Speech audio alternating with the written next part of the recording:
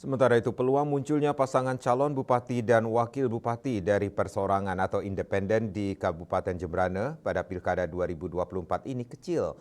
Hingga hari kedua dibukanya pendaftaran Kamis 9 Mei di KPU Jembrane, belum ada yang mendaftar. Beratnya syarat dukungan minimal 24.000 orang ditujukan dengan KTP dan surat dukungan serta sebaran suara di beberapa kecamatan disinyalir pemicu belum adanya calon perseorangan.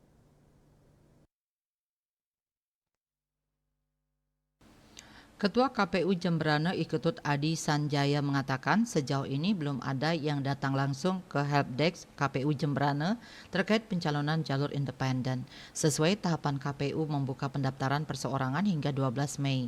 Bila mana nantinya ada yang mendaftar akan dilakukan verifikasi faktual yang dilakukan langsung per kepala dan disinkronkan melalui aplikasi sistem informasi pencalonan Silon.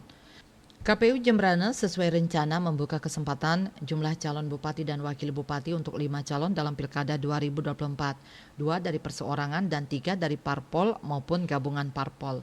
Namun melihat dari situasi dan kondisi saat ini sangat kecil peluang ada bakal calon bupati dan wakil bupati dari jalur independen atau perseorangan, sehingga kemungkinan tersisa dari paslon jalur partai politik dengan maksimal 3 paslon.